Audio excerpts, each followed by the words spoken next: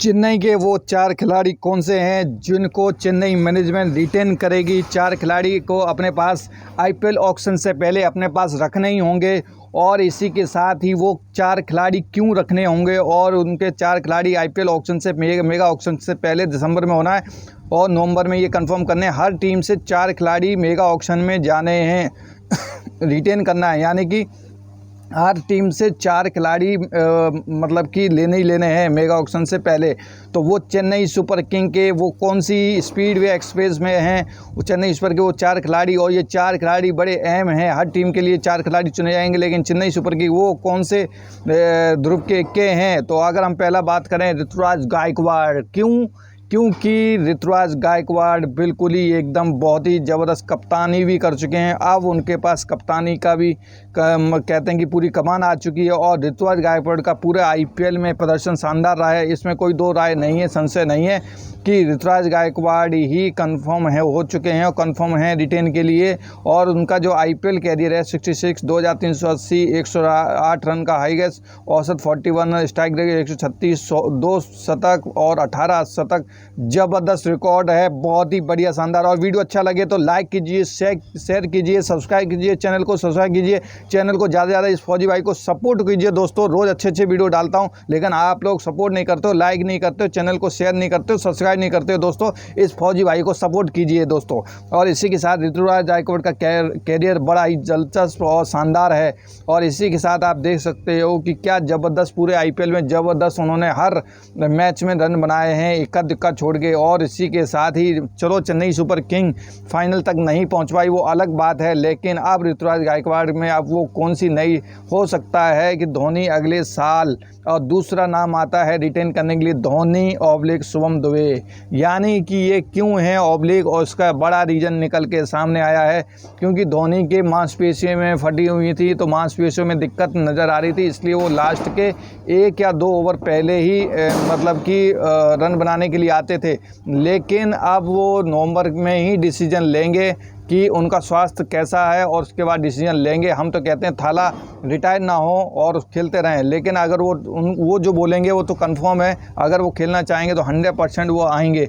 और इसी के साथ ही अगर धोनी आते हैं तो कहते हैं कि थाला रे आला रे, अपना थाला आला। और चेन्नई सुपर किंग के एक्सप्रेस धोनी माही को कौन नहीं देखना चाहता, और हम नहीं चाहते हैं कि इनको 1 साल 2 साल नहीं, सालों साल खेलते रहें चेन्नई की तरफ से। और दूसरा नाम आता है शुभम दुबे का। शुभम दुबे का जो कैरियर ज़बरदस्त चेन्नई सुपर किंग्स से, और वो T20 वर्ल्ड कप के लिए भी खेल रहे हैं, लेकिन इस बार बल्ला चला नहीं है, लेकिन कोई बात नहीं, T20 वर्ल्ड कप में इनका बल्ला चलेगा। और इसी के साथ ही उनके इस बल्लेबाजी में देखना होगा, वो चेन्नई सुपर किंग के फेवरेट प्लेयर हैं। और इसी के साथ ही वो भी उस 4 रिटेन खिलाड़ी में उनका नाम शुमार है, वो कंफर्म आएंगे ही आएंगे। तो अभी देखो धोनी को लेंगे या हो सकता है शुभम दुबे को लेंगे, तो दोनों में से कांटा फंसा हुआ है, लेकिन वो क्लियर हो जाएगा क्योंकि अब धोनी तो धोनी है, उनको तो लेना ही है। अब देखते हैं उनका डिसीजन, नवंबर को पता चल जाएगा।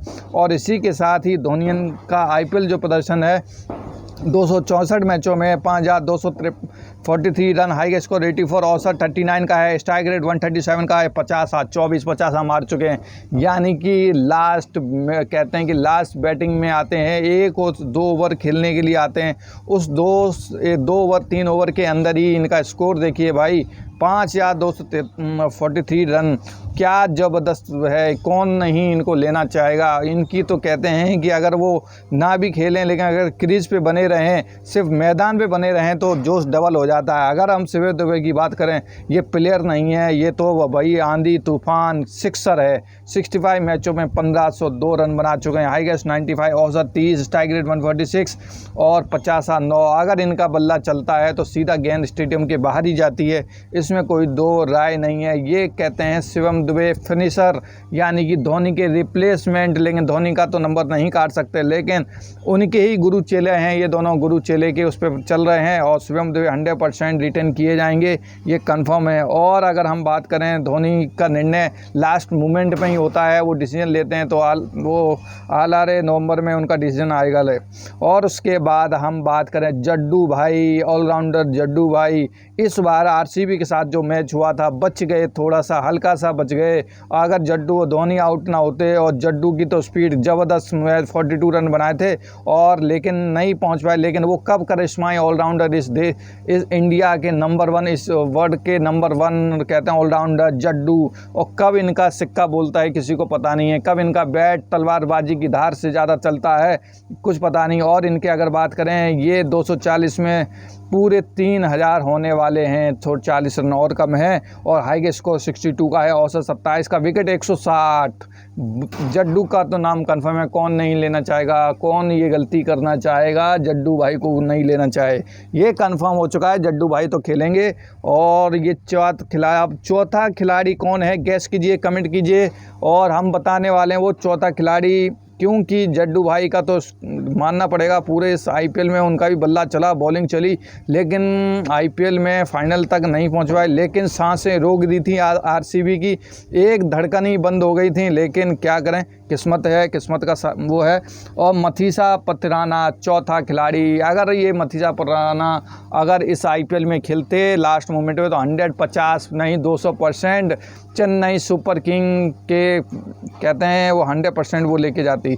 अगर इनका प्रदर्शन की बात करें, 20 मैचों में 34 विकेट, औसत 17, इकनॉमी 7 पॉइंट। क्या इकनॉमी है, क्या गजब का बॉलर है, इसको देखते ही मतलब मज़ा आता है देखने में, क्या बॉलिंग डालता है, नया लड़का है। और इसके बाद मथीसा पथिराना तो कन्फर्म है, ये चेन्नई सुपर किंग की धड़कन है, तो बिल्कुल कन्फर्म है ये 5।